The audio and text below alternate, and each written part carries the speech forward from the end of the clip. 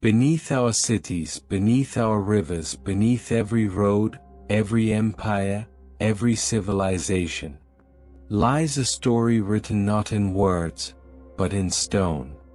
Rocks are older than life itself. They have witnessed fire, water, pressure, and time beyond imagination. They do not speak, yet they decide where we build, what we mine, what we fight over, and sometimes, what destroys us. This is the story of rocks, their types, their chemical and mineral secrets, their economic power, and the great question humanity has always asked. Are rocks alive? Born of fire, igneous rocks. All rocks begin with fire. Deep beneath Earth's crust, solid rock melts into magma, a seething mixture of molten chemistry. When that magma cools and solidifies, igneous rocks are born. Some cool slowly beneath the surface, forming large crystals. Others erupt violently, cooling almost instantly. But all igneous rocks share a common chemical foundation. They are dominated by silicate chemistry, rich in silicon dioxide, aluminum, iron, magnesium, calcium, sodium and potassium. From this chemistry form powerful minerals: quartz, feldspar, mica, olivine, pyroxene. Granite, strong and durable, becomes the backbone of buildings and monuments. Basalt is crushed into roads and railways that bind nations together. And deep within igneous bodies lie metals that shape modern civilization: gold, copper, nickel, platinum, and rare earth elements. Civilizations rise not only on ideas, but on igneous foundations. Layers of time, sedimentary rocks. If igneous rocks are born of fire, sedimentary rocks are shaped by patience. Grain by grain, layer by layer.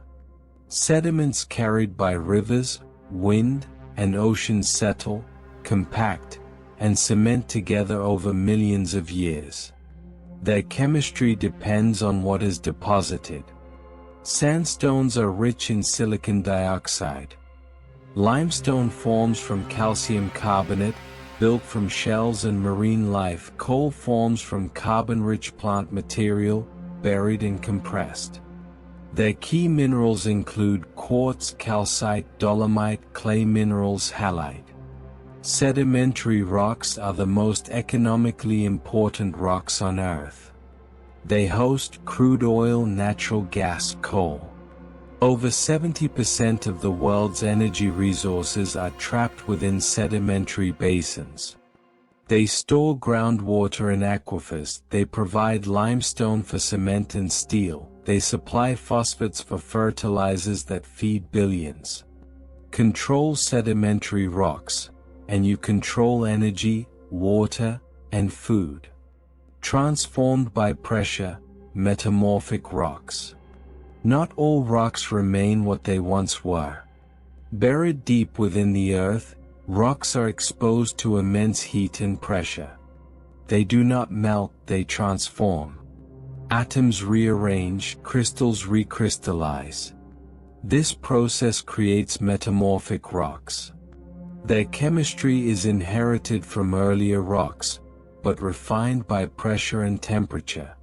Common minerals include garnet, mica, quartz, talc, kyanite, calcite. Limestone becomes marble, used in sculpture and luxury architecture. Shale becomes slate, roofing cities for centuries. Metamorphic belts host gold, diamonds, graphite, and gemstones. Pressure does not destroy value, it creates it. Do rocks have life? Here, a question arises. Rocks move, they break, they rise. So, are they alive? Scientifically, the answer is no. Rocks have no cells, no DNA, no metabolism. They do not eat, breathe, reproduce, or evolve biologically. Rocks do not grow the way living things grow. Yet they change. And this change is often mistaken for life. Why rocks and mountains rise with time? Rocks increase in height not because they grow, but because Earth is active. First, tectonic uplift. When continents collide, the crust shortens and thickens. With nowhere to go, rock is forced upward. This is how fold mountains form. The Himalayas are still rising today as India continues to push into Asia. Second, volcanic construction. Some mountains grow taller because Earth stacks them. Each eruption adds a new layer of lava and ash, fire after fire, layer after layer. Mauna Loa was built this way, not by growth, but by repetition. Third, isostatic rebound. Earth's crust floats on the mantle like ice on water.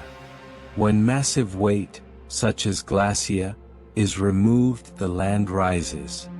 Scandinavia and Canada are still lifting today, thousands of years after the Ice Age.